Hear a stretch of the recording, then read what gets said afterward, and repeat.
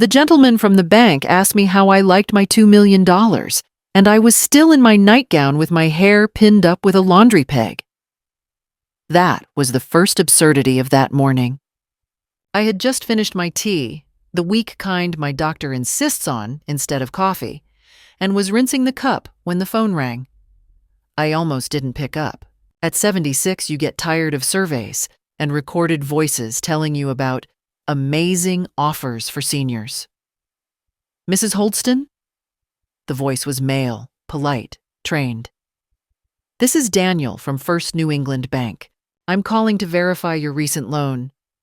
My what? I pressed the phone harder to my ear, as if I'd misheard. Your loan, ma'am. The home equity credit line for $2 million we approved last week. We just need to confirm a couple of details regarding your contact preferences and repayment schedule. The sponge slipped from my hand into the sink. Water splashed onto my housecoat, but I barely felt it. You must have the wrong Marion, I said. I don't borrow money. I'm the boring old lady who keeps it in CDs and complains about interest rates. He gave a nervous little chuckle, the kind you make when you think an elderly person is trying to be funny, but might also be confused. According to our records, ma'am, you signed the application here at the main branch 12 days ago. We have your driver's license on file and a notarized power of attorney document as well. Everything is in order. I haven't been downtown in 3 months, I cut him off. My hip doesn't like your sidewalks, and I certainly didn't sign for $2 million. There was a pause. I heard keyboard clicks, the muffled murmur of other voices behind him. Call center life, I imagined. I'd washed enough shirts from offices to know that sound. Mrs. Holdston, he said more carefully, your son Joshua handled most of the paperwork. You granted him power of attorney last year, correct? The room went quiet around me in a way I can't explain. Even the old refrigerator seemed to stop humming. My son? I asked. What exactly did my son do? He presented the power of attorney giving him authority to act on your behalf. The document is notarized. You also signed the loan application yourself on... I did not. The words came out sharper than I expected. I don't raise my voice often anymore. It startles my own ears. I understand your concern, ma'am, he said, though of course he didn't. But we have your signature in our system, matching previous documents. If this is some kind of misunderstanding, we can schedule an appointment at the branch to review everything together. You and Mr. Holdston. Mr. Holdston is dead, I said. Has been for 11 years. So no, you will not be reviewing anything with him. Another pause. Longer this time. I'm very sorry, ma'am. I didn't have that note in front of me. In that case, I would strongly recommend you come in as soon as possible. There are significant sums involved. We don't want any confusion. I looked out the kitchen window. My maple tree was still bare, thin branches scratching the pale March sky. The same view I'd had for 42 years. I could almost feel the walls of the house around me, the equity they were suddenly talking about as if it were a pile of chips on a casino table. How much of this loan has been used? I asked. According to our ledger, $1,360,000 has already been disbursed, he replied. Wire transfers, business accounts, some smaller personal withdrawals. The first payment is scheduled in 60 days. $1,300,000, I repeated. In 12 days? Yes, ma'am. Mr. Joshua Holdston assured us this was time-sensitive for his company expansion. His tone shifted, just a fraction. He said, and I quote, "She'll never miss it. She'll be gone before the first real payment is due." For a second, I thought the line had gone dead. I heard my own breathing, slow and shallow, like it belonged to someone else. He said that? I asked quietly. Daniel hesitated. It's in the file notes, ma'am. I'm required to record verbatim remarks that relate to risk assessment. I probably shouldn't have read that out loud, but given what you're telling me, I thought you should know. I reached for the back of the nearest chair and held it, because my legs had suddenly decided they didn't quite trust the floor. I will come to the branch, I said. My voice sounded calm, almost bored, like I was discussing a grocery list. Today, if I fall apart on the sidewalk, you can use some of that loan to pay for a stretcher. He tried to object, offered to arrange transportation, an appointment for another day. I didn't listen. I wrote down his name, the time, and something in me clicked into place, the way my late husband's old measuring tape used to when it snapped back into its metal shell. After I hung up, the house felt different. The same faded wallpaper, the same sagging sofa, the same photos of birthdays and Christmas dinners with Joshua holding up his wine glass like a good son. But everything looked rearranged, as if someone had shifted the furniture of my life an inch to the left when I wasn't looking. $2 million. 1,360,000 already gone, I said out loud, to no one. My voice didn't shake. I was oddly proud of that. The tea in my cup had gone completely cold. I poured it down the sink, changed out of my nightgown, and took my good coat from the hallway hook. The dark blue one, Joshua said, made me look too severe for family gatherings. I buttoned it up to the top. If my son thought I'd be dead before the first payment, he clearly didn't know me at all. I didn't rush out the door the way younger people do when trouble hits.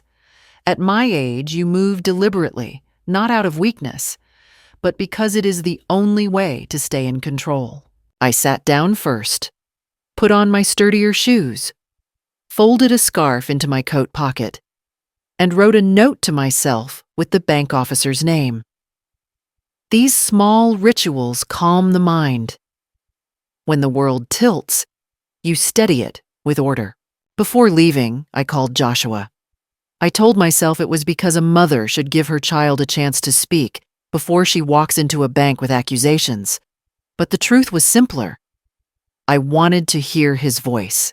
I wanted to know whether the boy I raised still existed somewhere inside the man who had used my name like a discarded rag. He didn't pick up. The call rang twice, then went to voicemail, his cheerful recorded greeting still from last year, as if he were a man who had time for warmth. I hung up without leaving a message. The taxi smelled of stale peppermint, and the driver hummed through missing teeth. I watched the town slide by, the store where I used to buy Joshua's school shoes, the corner where we once waited for buses in the rain.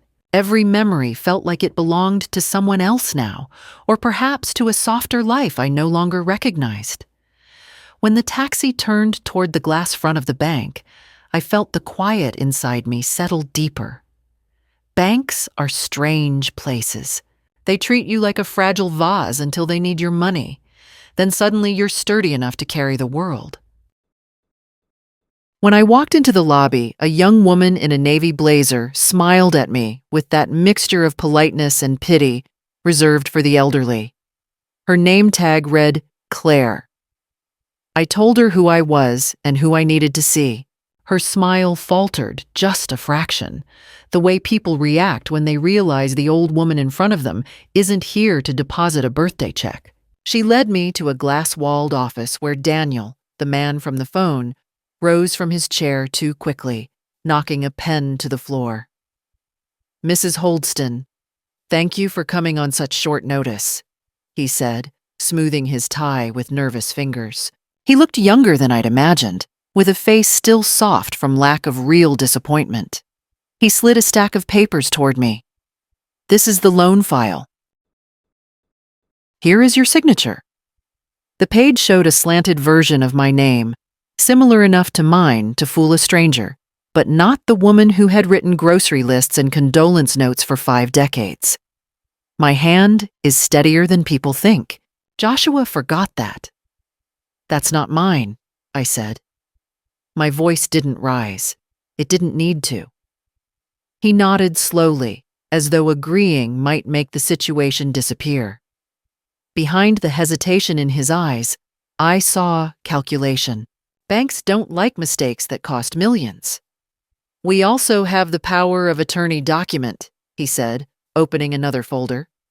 Signed last year. I looked at the date. It was the week I'd been in the hospital after slipping on ice. I'd been groggy with medication, drifting in and out of sleep. Joshua visited once, bringing flowers that smelled too strong for a sick room. Could he have taken something from my purse?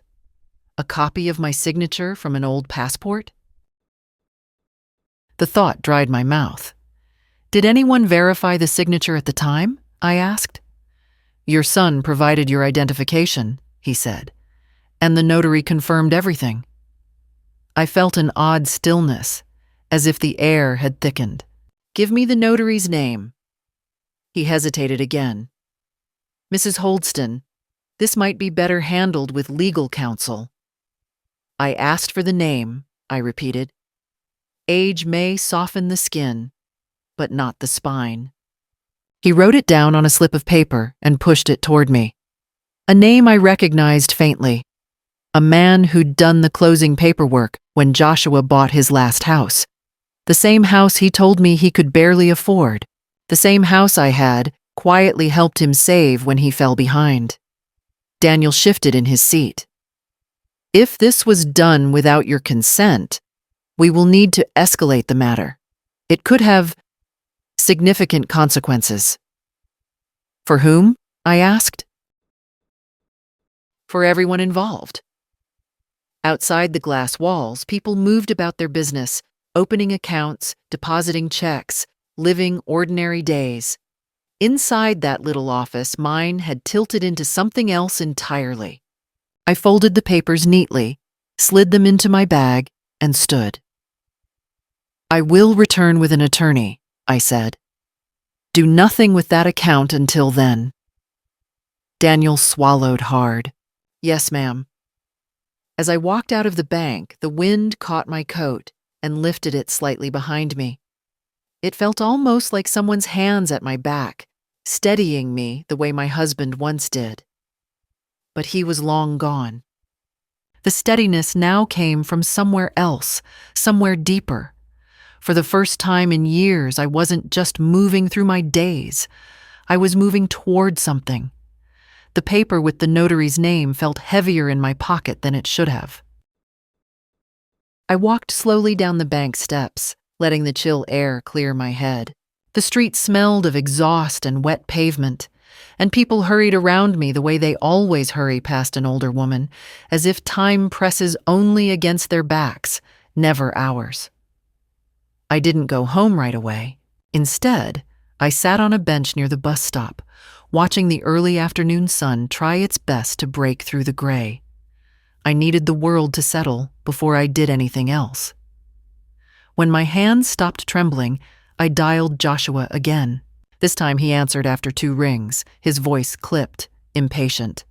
Mom, I'm in the middle of something. Can we talk later?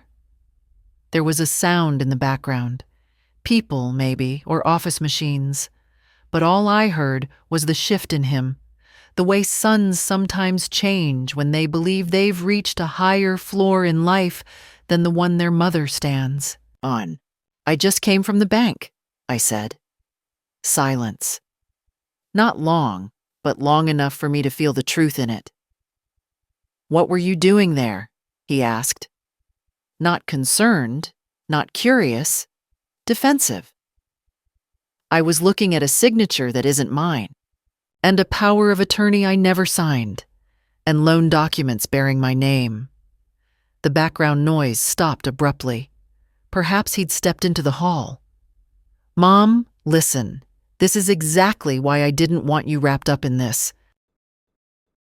You don't understand how these things work. It's a temporary loan for my company. Everyone does this. The equity is just sitting there. It's safer being used than gathering dust. Safer for whom? I asked. For all of us, he snapped. You're overreacting. I held the phone away from my ear for a moment, studying the faint cracks in its plastic case. Joshua bought it for me 3 years ago, set it up himself, said it would make things easier. Now I wondered whether he had installed something else in it too. Some sense of ownership, perhaps, that hadn't been there before. I did not sign those papers, I said. I saw them. I saw the date. I was in a hospital bed when that supposed signature was made. You don't remember everything from that week, he said quickly. You were tired. You asked me to handle things. Honestly, Mom, this is embarrassing. There it was. Embarrassing. The word children use when their parents refuse to fade quietly. I want the truth, I said. He exhaled loudly, the sound of a man irritated by inconvenience. Fine. I arranged the loan, but it's all under control. The payments will never be a problem for you. That's not the point. It should be, he said. And if the bank called you, it's because they expect old people to forget things. They're covering themselves. Just don't go making trouble. I closed my eyes. Joshua, did you ever think to ask me? I'm your son, he said, as if that were some kind of permission slip. Family takes care of each other, and frankly, if you had passed before the loan matured, the debt would have been absorbed. It's how the system works. It's not personal. Not personal. 2 words that scraped against the inside of my chest. I'll speak to you later, I said, because there was nothing left to salvage in the call. Before he could reply, I hung up. The bus hissed to a stop nearby, releasing a handful of people who moved around me like water splitting around a stone. I didn't get on. I just sat, letting the cold metal of the bench seep through my coat. Not personal. To him, I had become a calculation, a risk, a variable in a spreadsheet. He had reduced my life, my home, my years of saving, to a number he expected would expire soon. When I finally stood, my knees protested, but I welcomed the pain. It kept me awake, present, alive. I walked 2 blocks to a small coffee shop where the lights were warm and everything smelled faintly of cinnamon. I ordered tea, not because I wanted it, but because sitting without a cup in front of you makes people suspicious. I needed time to study the papers again. The signature slanted differently than mine, the loops too wide, the pressure too heavy. Bulky strokes that looked more like imitation than memory. The notary's seal was familiar too, the embossed circle I remembered from Joshua's house purchase. Trusting people is easier when you're tired, and I had been tired for years without noticing. The tea cooled untouched as I flipped through each copy, tracing the outlines of my stolen name. A strange calm grew inside me. Not fear, not grief. Something steadier. Something with edges. I folded everything back into my purse, paid the bill, and walked to the door with my spine straight. If Joshua had relied on my weakness, he'd miscalculated. He'd forgotten the kind of woman who raised him, who buried his father, who survived the long winters of both weather and marriage. I stepped outside into the wind, tightening my scarf. If he wanted a mother too frail to fight, he should have chosen another woman entirely. I didn't go home right away. Home suddenly felt too quiet, too full of memories that would start pulling at me the moment I stepped through the door. Instead, I walked slowly along Maple Street, letting the familiar shop windows ground me in the ordinary world. A man sold newspapers on the corner, the same old fellow who always nodded at me, but never remembered my name. He lifted his hand in greeting. I nodded back and kept walking. It struck me how many strangers treated me with more respect than my own child. By the time I reached my house, the sun had begun to slip behind the trees. The long shadows of the branches fell across my front steps like a warning. I opened the door and felt the stale warmth of the house wrap around me, the kind of warmth that comforts on some days and suffocates on others. Today, it felt like a wall. I hung up my coat and sat on the edge of the armchair, not leaning back, as if resting too fully would make me fall apart. The phone rang just as I was untying my shoes. His name flashed on the screen. Joshua. The sight of it made something inside me twist. I let it ring twice before answering. "Mom?" he said, and there was a forced softness in his voice, the kind he used when he wanted something. "I think our earlier conversation got a little tense. I don't want you upset." "I'm not upset," I said, though that wasn't entirely true. "I'm concerned." "That's what I mean," he rushed on. "I don't want you worrying. The loan is temporary. I'll refinance it once my expansion goes through." "You're not at risk. You used my house as collateral," I said, "and my name, without my consent." A pause, then a sigh. "Mom, listen, I know how these things sound. But you've always trusted me before. You always said family should lean on each other. I didn't mean for you to lean hard enough to break me." He made a sound, half laugh, half exasperation. "You're being dramatic." It was the same tone he used when he was 14 and wanted to go to a party I told him was too wild. But I am not the mother of 14 anymore, and he is not a boy struggling for independence. He is a grown man who sees me as a resource he can quietly drain. "I'm going to an attorney tomorrow," I said. His breath caught, just a fraction, then steadied too quickly. "That's unnecessary. Mom, come on. We can talk this out. If you start involving lawyers, banks will panic, and then everyone loses." "Everyone?" I asked. "Or just you?" "That's not fair," he said sharply, the softness gone from his voice. "You don't understand the pressure I'm under. You think everything is so simple. You think I do this because I don't love you. I think you did it because you didn't expect me to find out." A longer silence followed. I could hear him breathe, slow, angry breaths. "Fine," he said at last. "If you want to make a mess of things, I can't stop you. But you're going to regret it." "I already do," I said quietly. He ended the call without another word. I sat holding the silent phone for a long time, staring at its dark screen. The house creaked softly as it settled, the old bones of it shifting in the cold. I looked around at the framed photos on the walls. Joshua as a toddler holding my thumb. His first day of school.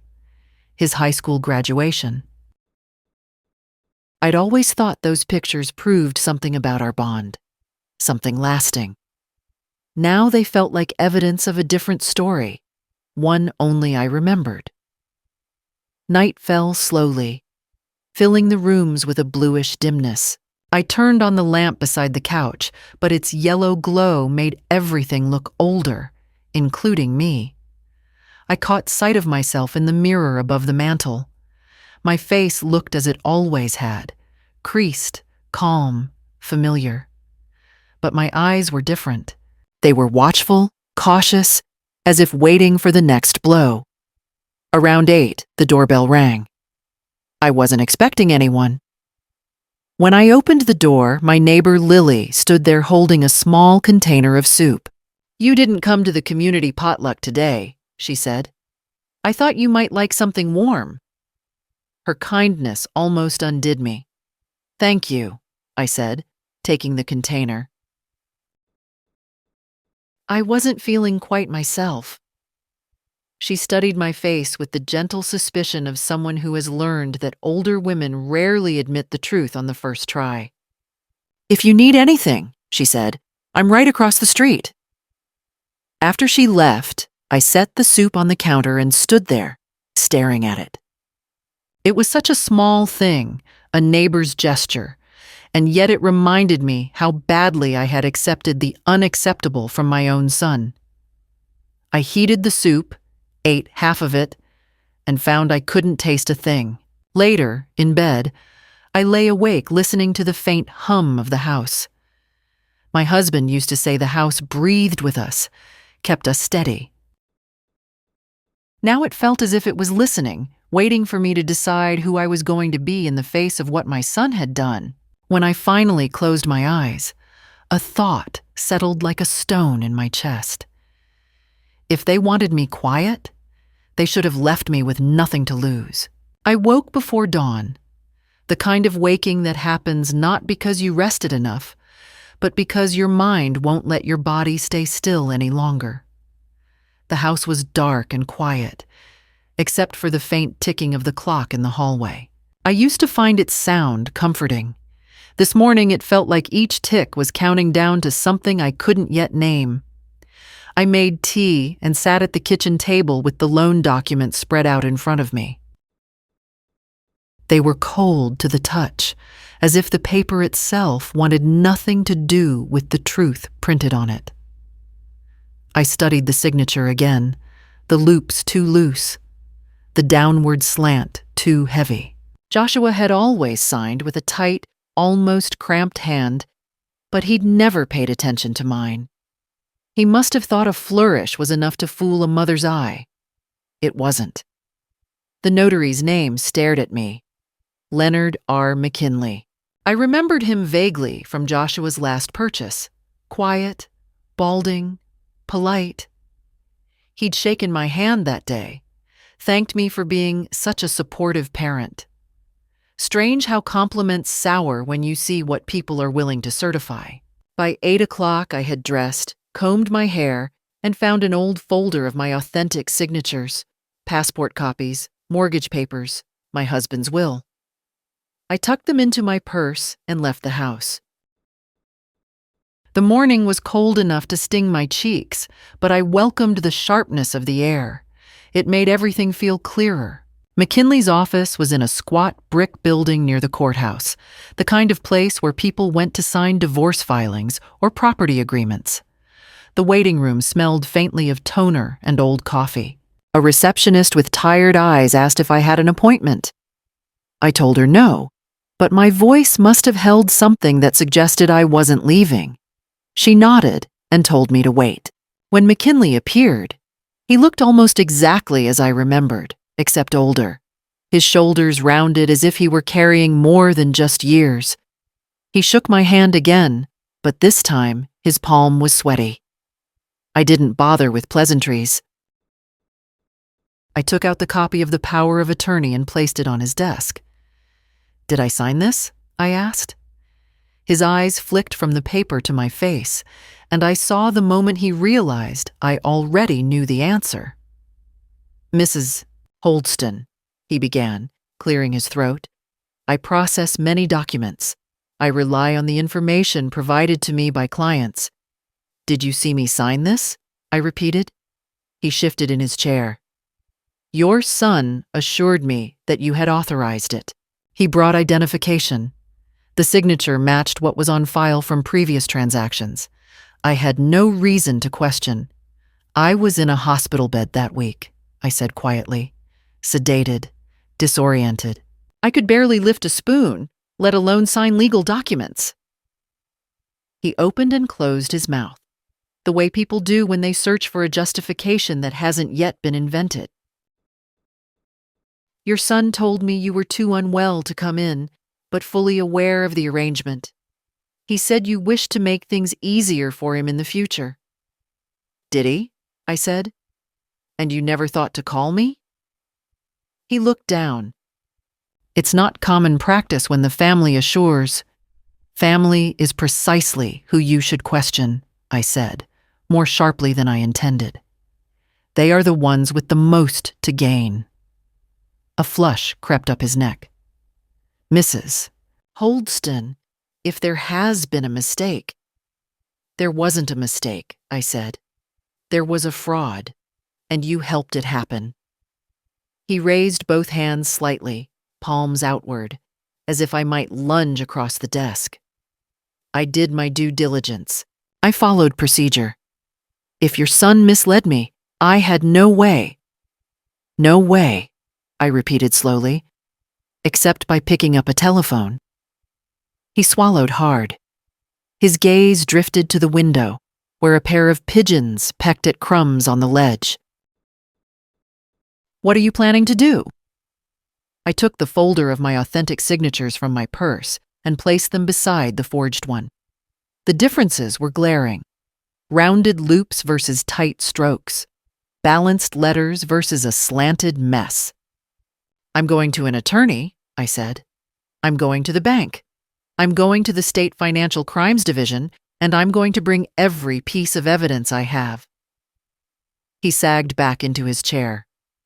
Your son will be implicated. Yes, I said. He will?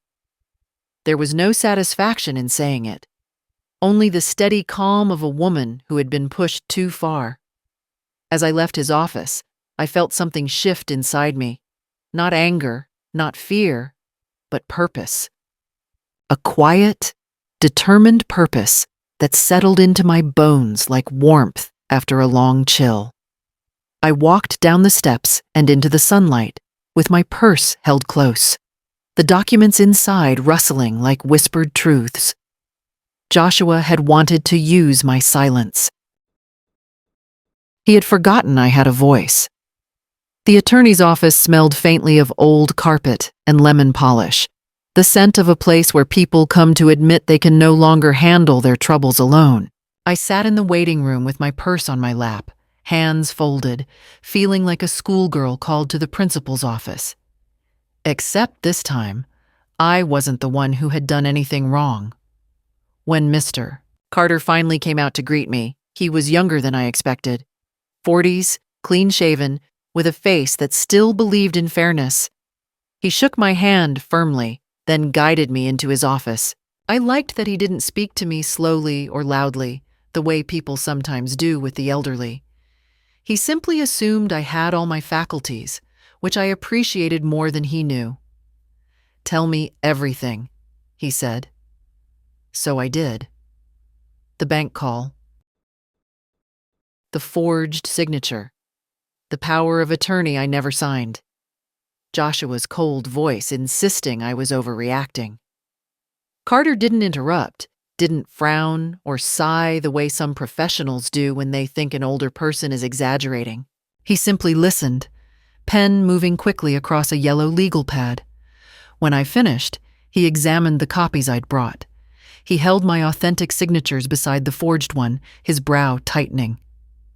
This is not your handwriting, he said. Not even close. No, I answered quietly, but apparently close enough for a bank. He sat back in his chair. Mrs. Holdston, this isn't a misunderstanding. This is fraud, and a serious one. Real estate collateral, forged documents, misuse of POA. This crosses into criminal territory, not just civil. A part of me flinched at the word criminal. Not because he was wrong, but because it meant we had crossed a line that could not be uncrossed. What happens now? I asked. That depends on what you want, he said. We can freeze the loan activity, challenge the documents, and force the bank to initiate an internal review. They may file a report with the State Financial Crimes Unit, and you will need to revoke any existing powers of attorney immediately. I nodded slowly. I've already spoken to the notary. His eyebrows lifted. And? He looked like a man who had been hoping this day wouldn't come. Carter exhaled. Good. His cooperation will help. But you need to prepare yourself. Once this begins, your son will face consequences. Serious ones. He could lose his business, his home, even his freedom. I stared at my hands, veins visible under thin skin. He made those choices without me. I'm only refusing to pay for them. He studied me for a moment, as if taking my measure. You're stronger than most clients who walk through here." "No," I said. "I'm just tired of being treated as someone who won't notice." He began drafting the revocation documents. The sound of the printer spitting out pages felt like the turning of gears, slow, grinding, unstoppable. When he placed the papers in front of me to sign, I took the pen without shaking. My name flowed onto the page the way it always had. Tight, steady, certain. As he notarized the revocation, he said, "I'll send the bank a formal notice today. They'll freeze activity immediately. Expect pushback." "From Joshua?" I asked. "From everyone who benefited from your silence." I slipped the documents into my purse, where they joined the growing stack of truths I had gathered. When I stood, he walked me to the door with a kind of respect that made my throat tighten. Outside, the sky had darkened, and the wind was picking up. I pulled my coat close and walked toward the bus stop, feeling the weight of what I had set in motion. Not guilt, not doubt. Something closer to resolve. As I waited, my phone buzzed. A message from Joshua. "We need to talk. Now." I didn't reply. The bus arrived with a hiss, and I stepped on, letting its doors close behind me. It felt like the first door I had closed in years, firmly, deliberately, without apology. I didn't sleep much that night. Sleep, at my age, is a fragile thing, easily disturbed and slow to return. I lay there listening to the house breathe, the old pipes settling, the refrigerator humming, the faint rustle of tree branches against the window. I used to find those sounds comforting. Now they felt like reminders that the world keeps moving whether you're ready or not. Around 4 a.m, I gave up on sleep and went to the kitchen. I turned on the small lamp near the sink, the one that casts a soft circle of light. It made the room feel gentler, as if it were willing to hold my exhaustion without judging it. I warmed some water, not for tea this time, just to wrap my hands around the mug. The warmth steadied me. I took out the folder with the bank documents, the notarized forgery, the attorney's revocation papers. I spread them out on the table carefully, as if I were laying out pieces of a puzzle whose picture I already knew but needed to see one more time. My husband, Richard, used to say I was the most methodical person he'd ever met. "You line up your thoughts like soldiers," he'd joked once. I suppose he was right. Even grief, even anger, needs structure. I studied the signatures again. Mine, real and true. And the imitation, loose, careless, arrogant.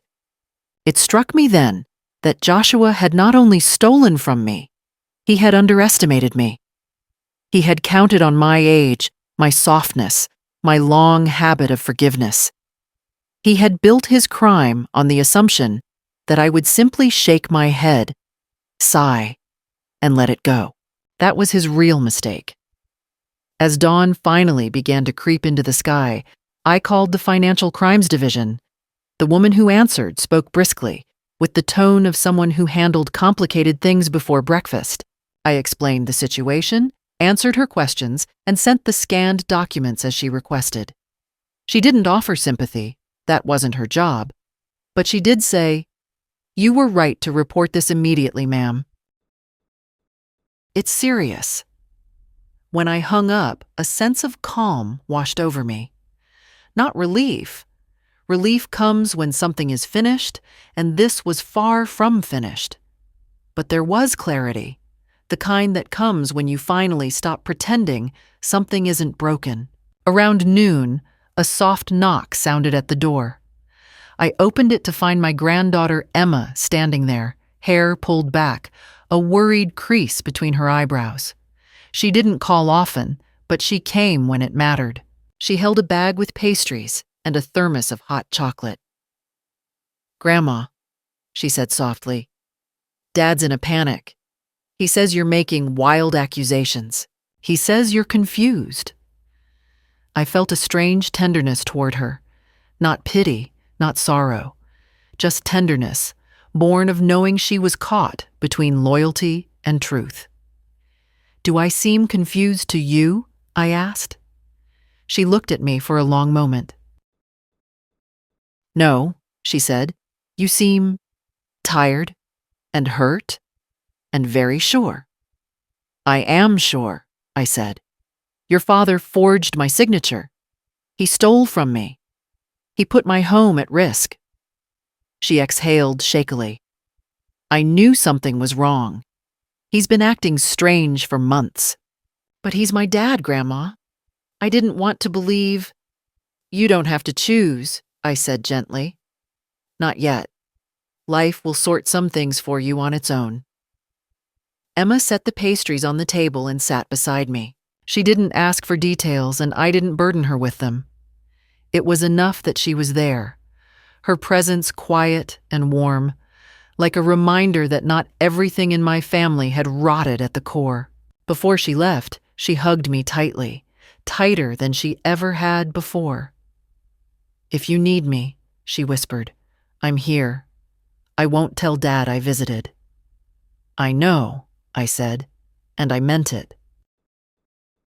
After she left, I stood at the window watching her car pull away, a small figure carrying more weight than she should have to. The street fell silent again, but I no longer felt alone in that silence. I gathered the documents, placed them back in their folder, and set it near the front door. There would be more steps ahead, meetings, statements, hard conversations. But something had shifted inside me. For the first time in years, I wasn't bracing myself for what my son might do next. I was preparing for what I would do. The next morning arrived with a strange, brittle brightness, the kind that makes everything look sharper than it should. I opened the curtains and stood there for a moment, watching the light stretch across my living room as if it were inspecting the place. I felt inspected too.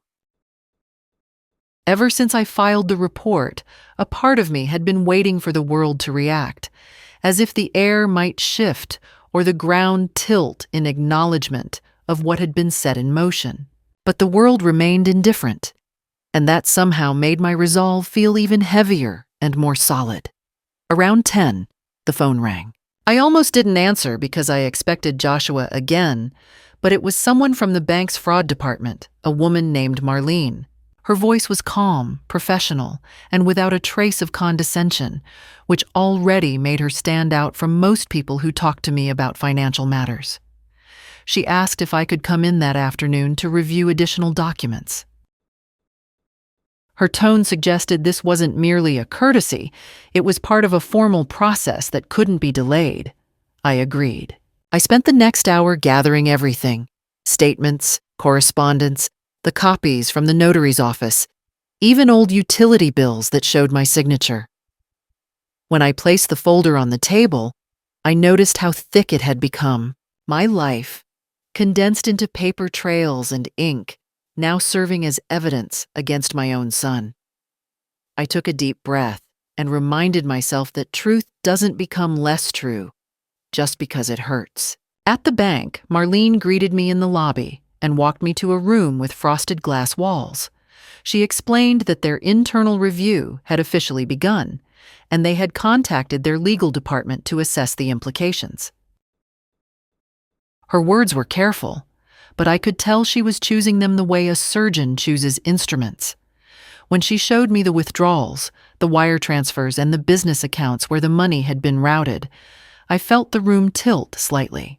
Joshua had acted quickly, recklessly, and with the confidence of someone who believed he would never be held accountable. Marlene observed my reaction with quiet professionalism. "Mrs. Holdston, I need to ask you something directly. Did you ever sign any document granting your son full financial authority?" I shook my head. She noted it. "And you had no knowledge of these transactions?" Another shake of the head.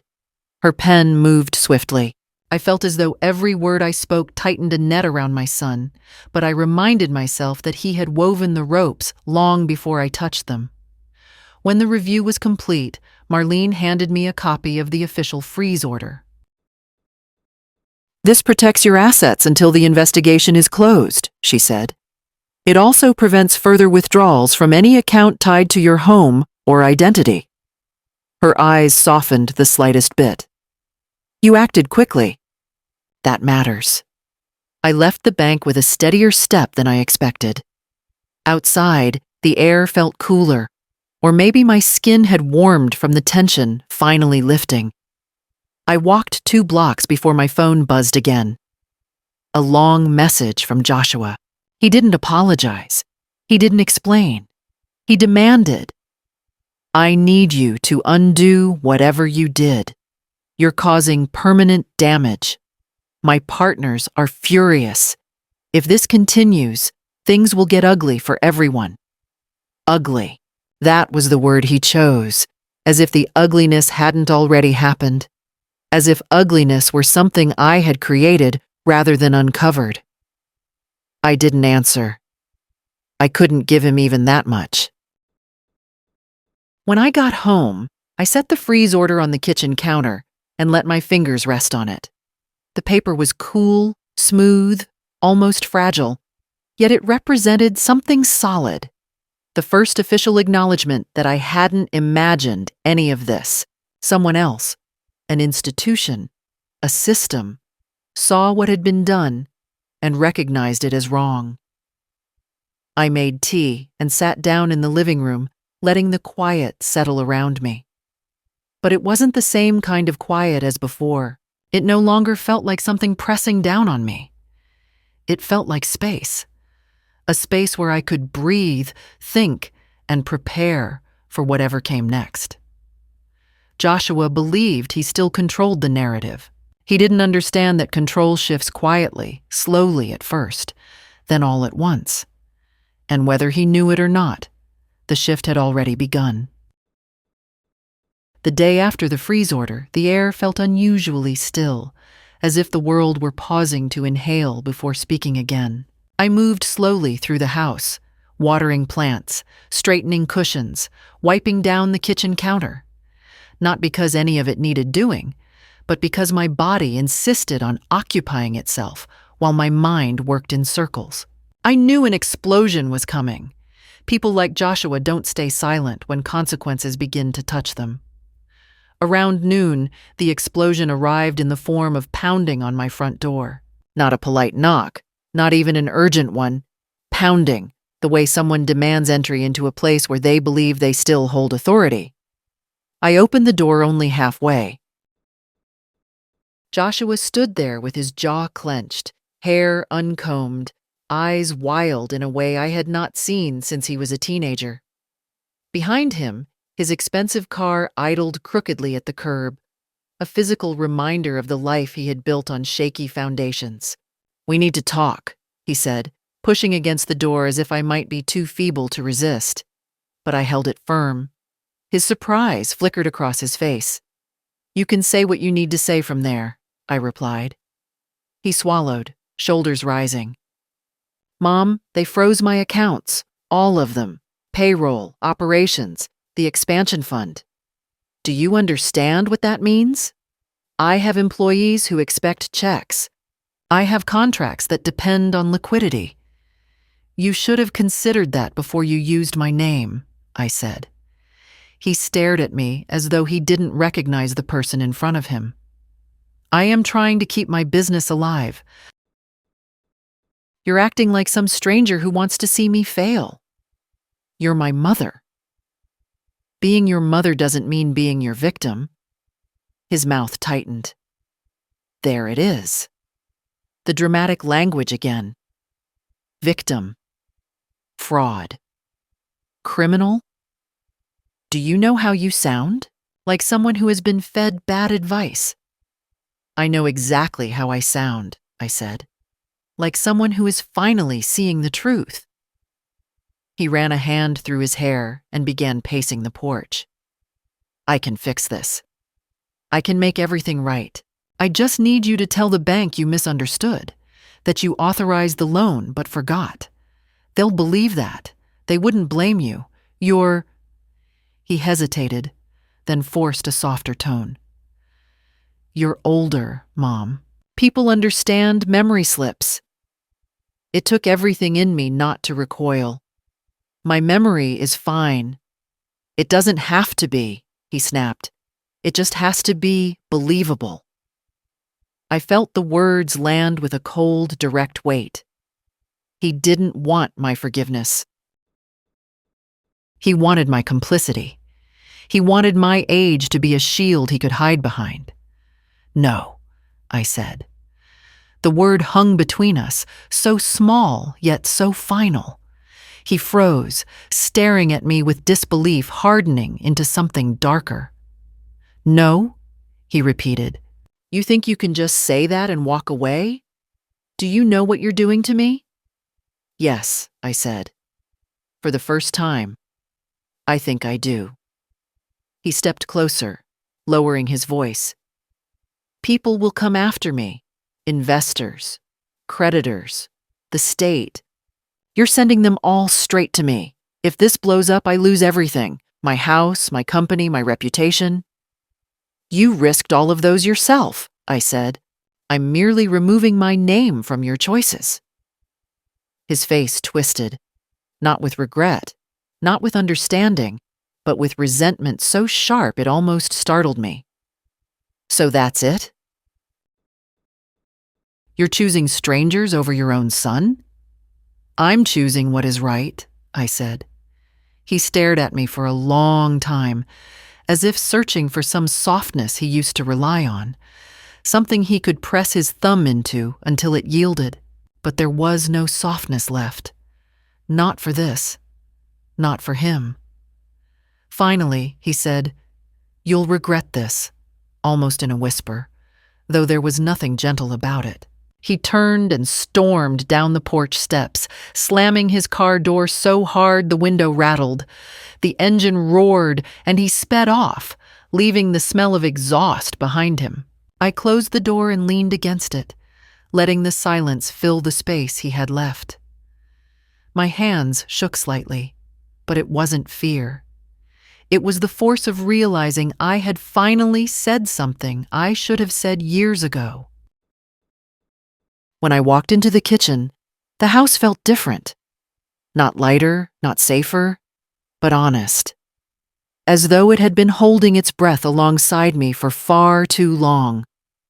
And now, at last, it exhaled.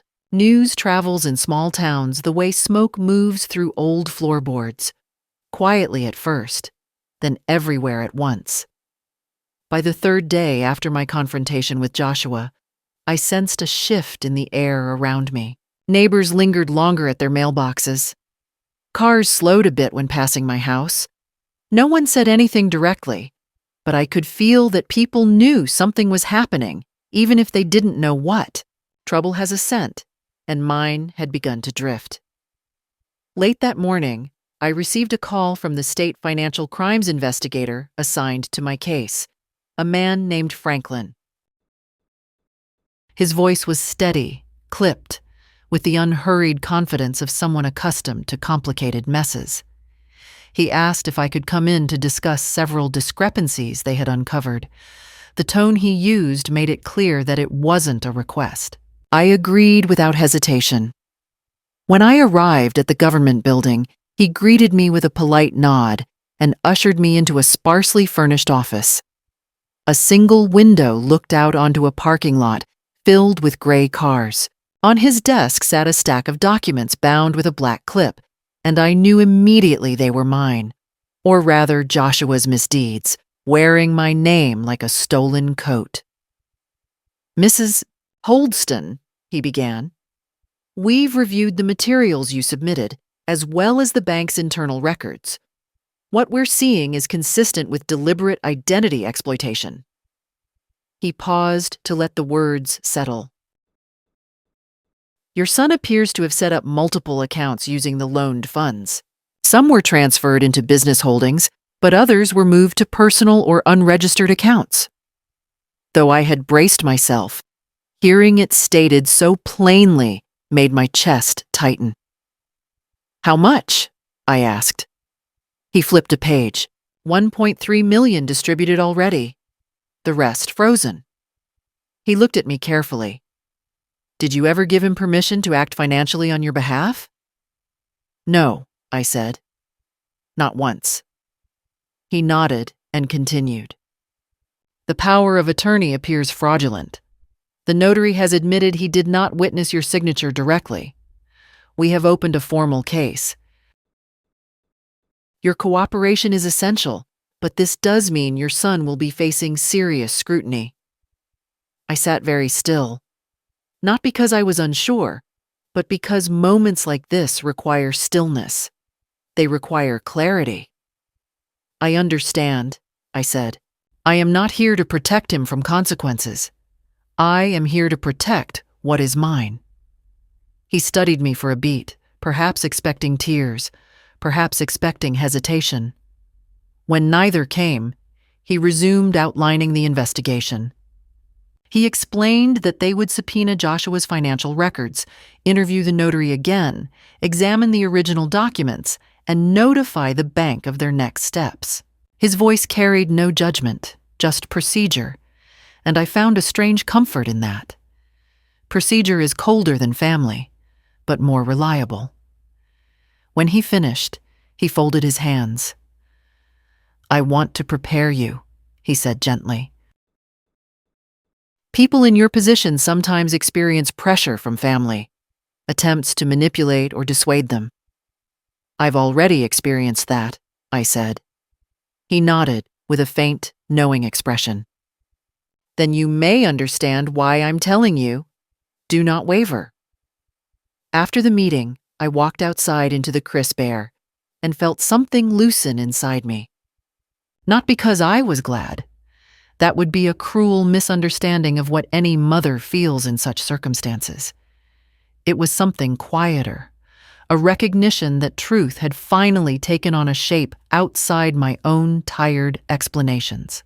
As I drove home in the taxi, I noticed Lily standing by her fence, pruning the last of her rose bushes. When she saw me, she raised a hand. Not a wave of curiosity, not a neighborly greeting.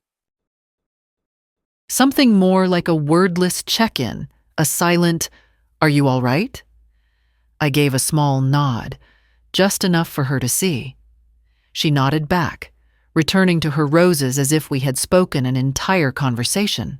Inside my house, the quiet was waiting for me again, but it didn't feel heavy this time. It felt sturdy, like the pause before a person gathers strength.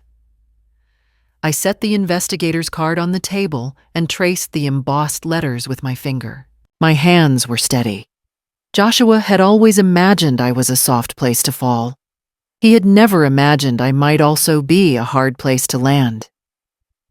2 days after meeting with the investigator, the weight of what was unfolding began pressing in from all sides, not in loud ways, but in the small shifts around me. The mailbox door left open by the postman who now lingered a second too long, the neighbor across the street pausing mid-rake to glance over, the subtle hush that fell when I stepped into the grocery store. People sensed tension the way animals sense weather changes.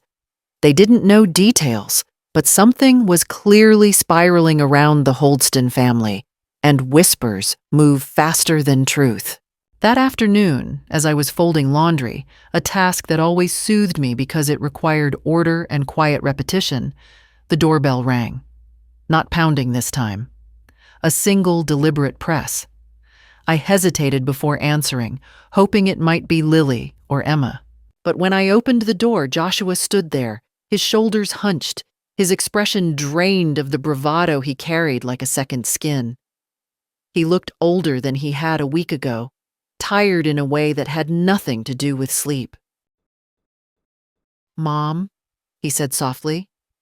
Not angry, not commanding, just tired. "Can I come in?" I studied him a moment. I could see the strain around his eyes, the red rims that suggested nights spent pacing or arguing or begging someone for leniency.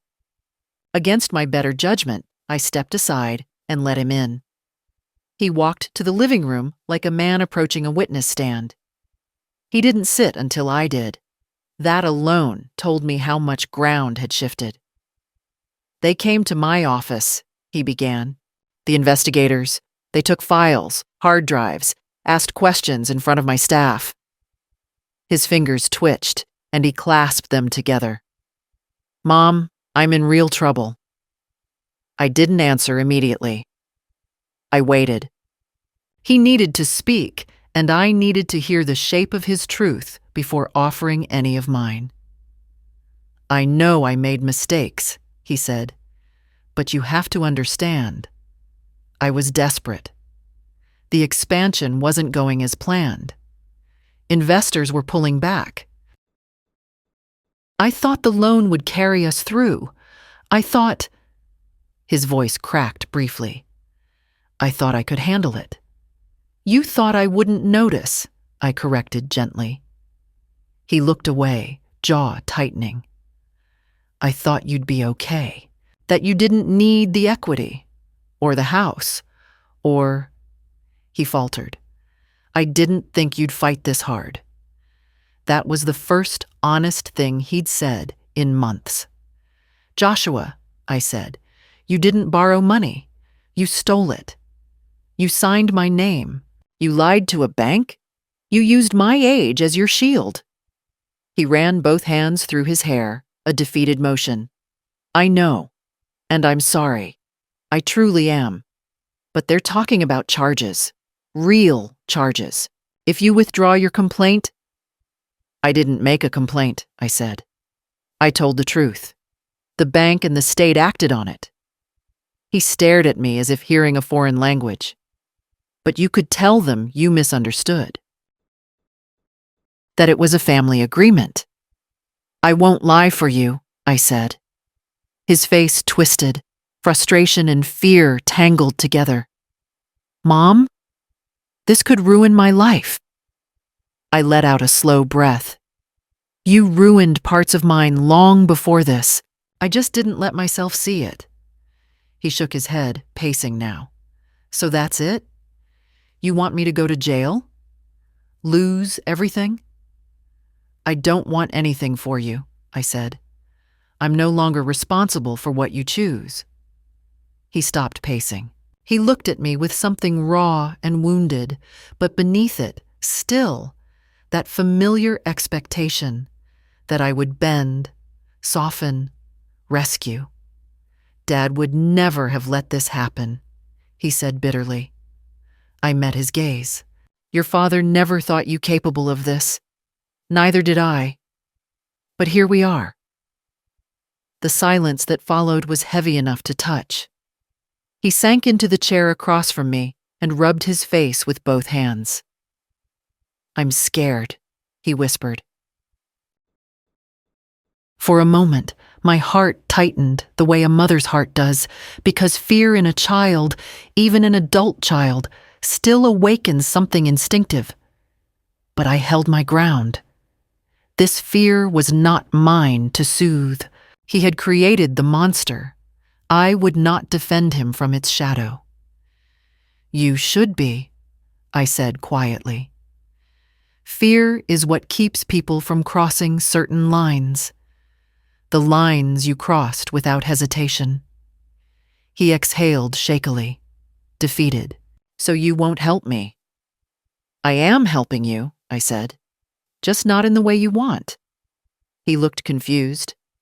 "Sometimes," I continued, "the only help left is letting a person finally face the truth, even if it breaks them." He stood slowly, as if his body weighed more than it should. "I don't know who you are anymore." "You never bothered to," I replied. He walked to the door, paused as if expecting me to call after him. I didn't. When he stepped outside, the cold wind rushed in for a moment before I closed the door behind him. I locked it. Not because I feared him, but because I needed a barrier. Small, symbolic, mine.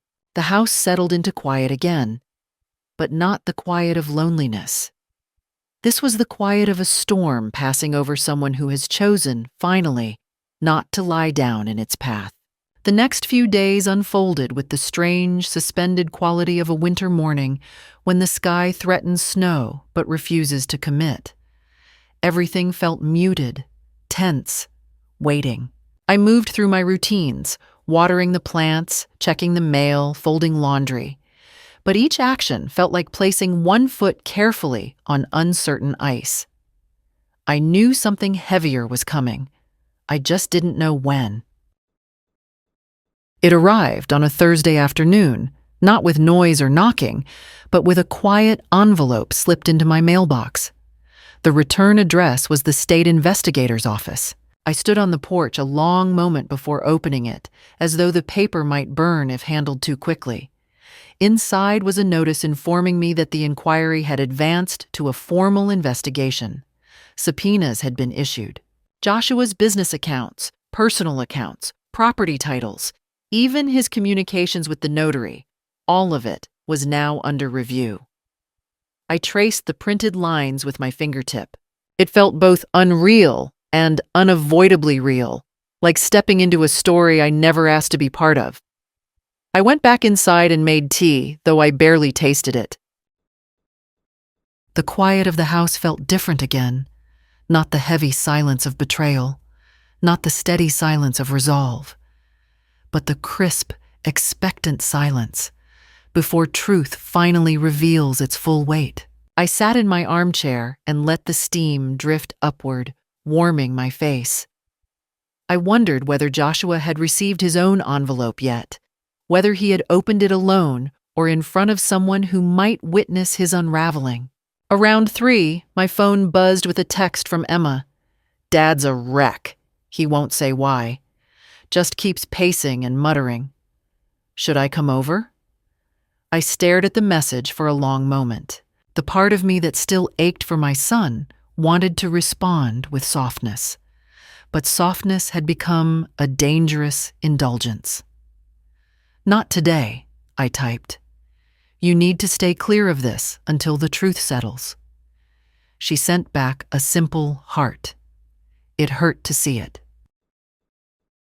Near dusk, I stepped outside to bring in the garbage bin and saw Lily arranging her recycling across the street. She gave me a nod, slower than usual, as if searching my face for clues. I nodded back. Neither of us spoke. Sometimes silence is the most respectful form of company. That evening, as I was setting aside the dinner dishes, the phone rang. I recognized the number immediately, Joshua's office line. I answered, and for several seconds there was nothing but breathing. Not heavy breathing, not frantic, just the sound of someone assembling words that refused to come together. "Mom," he said finally, and the word broke in the middle. I closed my eyes. I had not heard that rawness in his voice since he was 10 years old and came home with a broken wrist. "They froze everything," he said. "Investigators. Auditors. They took my computer. They questioned my employees. They said there was probable cause." He laughed then, a small, cracked sound that didn't belong to the confident man he had cultivated himself to be. "Probable cause. Do you know how humiliating that is?" "I know how damaging your actions were," I replied. "You've destroyed me," he whispered. "Do you understand that? You've ruined my career, my reputation, my life." "No," I said quietly. "You did that when you decided my life was disposable compared to your ambition." He sucked in a breath, sharp as a blade. "They say I could face charges, fraud, forgery, misappropriation." He paused. "Prison." The word hung in the air between us, heavy and undeniable. "Joshua," I said gently, "the only reason you are surprised is because you believed you were untouchable." He didn't respond. I heard him swallow, heard him breathe, heard the fear beginning to fully take shape inside him. I never thought you'd do this to me, he whispered. I almost answered quickly, but something in me insisted on precision. I didn't do this to you, I said. I stopped allowing you to do it to me. There was no anger in my voice, no triumph, just truth laid bare. He let out a shaky exhale. I don't know what to do. That, I said, is for you to figure out now. He didn't say goodbye. The line simply went quiet, then clicked off. I set the phone down slowly. My hands did not shake. Outside, the wind rattled the branches against the house, but it didn't sound threatening anymore. It sounded like the world shifting, clearing, making space for something long overdue. For years, I had been the one bracing for consequences. Now, the consequences had finally found their rightful owner. The morning after Joshua's broken phone call, I woke with a heaviness that felt different from sorrow. Sorrow sinks. This feeling steadied me, rooted me. I rose slowly, made my tea, and opened the curtains. Light spilled across the room in long, pale stripes, illuminating dust motes drifting like tiny worlds suspended in air. So much of life is made up of small things we never noticed until something inside us begins to shift. I expected the day to be quiet, but shortly after 9, the investigator Franklin called. His tone was polite but brisk, the kind of voice worn smooth by long hours and complicated human messes. He asked if I could come in to review the next steps. I knew what that meant. Not an end, but the beginning of a different stage. I agreed and wrote down the appointment time with the carefulness of someone handling a fragile object. Before leaving the house, I stood in the doorway and looked around. My husband's photograph on the mantel, the crocheted blanket draped over the couch, the marks on the kitchen doorframe where we once measured Joshua's height each year. All these pieces of a life I had tended and protected. And now the same child who once begged me to trace those growing lines had tried to strip everything from me with a pen stroke. For a brief moment, grief swelled in my chest, but it didn't drown me. It simply washed past like a tide that had lost its power. Franklin greeted me at the office with a firm handshake. He had a new stack of papers on his desk. Thick ones. Official ones. We've established a clear pattern, he said, adjusting his glasses. Your son's actions weren't impulsive. They were organized, prepared, and deliberate. Deliberate. I nodded slowly. I had suspected as much, but hearing it aloud was like feeling a bone set the wrong way finally snap into alignment. Painful, yes, but clarifying. He went on. We've contacted the banks involved. Additional irregularities surfaced.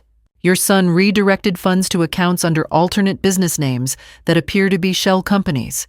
He relied on your identity to secure them. I listened, steady, but not unmoved. The truth didn't shock me anymore. It simply confirmed what I had been trying to unknow for years. Franklin paused, studying my face. We will be issuing a preliminary notice of charges. It won't be public yet, but he'll be notified. When that happens, he may reach out to you again. Some families try to intervene at this stage. I won't, I said. He nodded, satisfied not in a cruel way, but in the way of a man relieved that he wouldn't have to fight a battle on 2 fronts. He explained the remaining process, the hearings, the safeguards to protect my assets, the legal pathways now open. I signed where needed, each stroke firm and unshaking. When it was over, he stood and walked me to the door. You're doing the right thing, he said quietly, even if it feels heavy. It doesn't feel heavy, I replied. It feels overdue. Outside, the wind had picked up, sharp enough to tug at my coat. I walked slowly, my steps measured, not because of age, but because clarity carries its own weight. As I reached the curb to call a taxi, a familiar car turned the corner. Joshua's. He saw me, braked hard, and pulled over. His eyes were wild, frantic, rimmed with exhaustion. He stepped out but kept his distance, as though unsure whether coming closer would break what little remained between us. "Mom," he said, voice raw. "They sent me a notice. They said charges are coming. You have to talk to them. Please. I can't survive this." I looked at him, at the stubble on his face, the slump of his shoulders, the hands that once reached for mine when he was afraid of thunderstorms. Now those same hands had signed my name onto a future meant to bury me. "You will survive," I said. "But you will do it as a man who must face what he's done." His breath hitched. "So that's it? You're choosing this?" "I'm choosing myself," I said. For a moment he swayed, as if an unseen force had pushed him. He opened his mouth as though to argue, but no words came. He simply looked at me, really looked, for the first time in years. Then he turned away, walked back to the car, and drove off without another sound. I stood on the sidewalk long after he disappeared, the cold wind brushing against my face. Strangely, I felt no break inside me, just a quiet, enduring truth. Some endings come softly, not with doors slammed, but with a mother finally stepping out of the shadow her child built. The morning of the final meeting arrived gray and cold, the kind of cold that settles into bones rather than skin. I dressed carefully, choosing the navy coat I wore the day the bank first called me.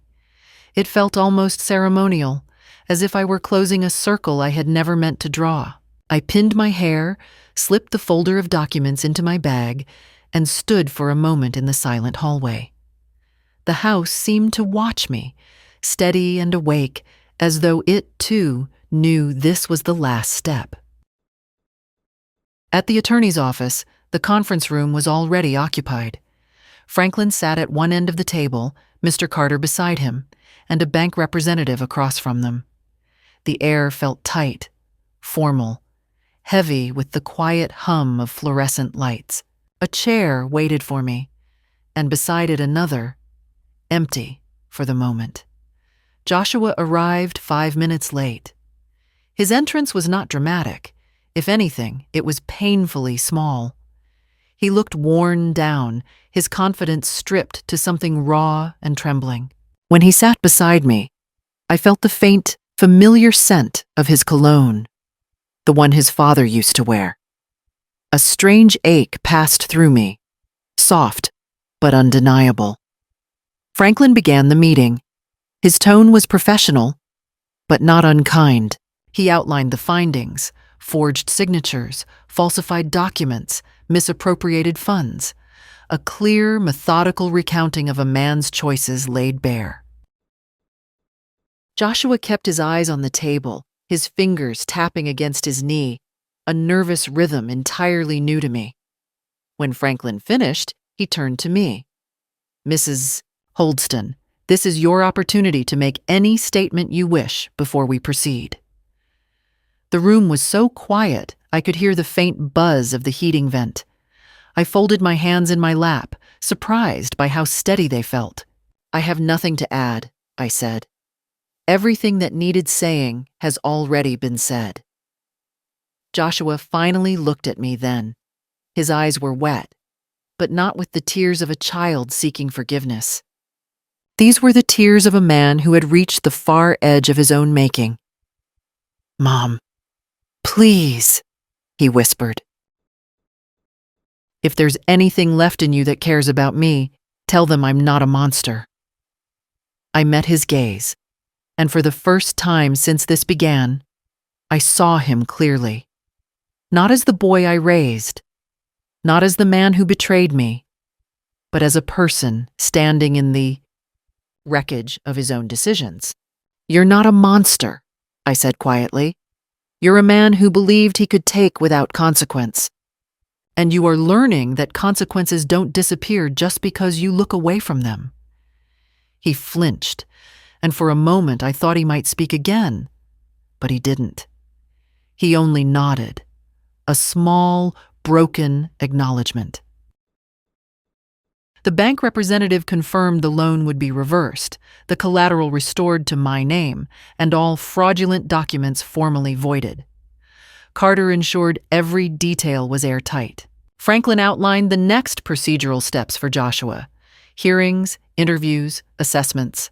No raised voices, no dramatics, just the steady machinery of accountability moving forward. When the meeting ended, we all rose. Joshua lingered, standing beside the door as if waiting for some final reprieve. I never thought it would come to this, he said, not accusing, not pleading, only stating a truth. It didn't have to, I answered. But you made a choice, and now I'm making mine. For a heartbeat, we stood there.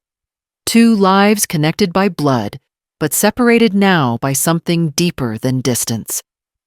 Then he lowered his gaze and walked out, shoulders hunched, disappearing down the hall. I stepped outside into the crisp air. The wind lifted my coat, brushing along my back like the faintest encouragement. I walked slowly, feeling the weight of what had ended, but also the quiet, undeniable rise of something beginning in its place. Dignity doesn't arrive with fanfare.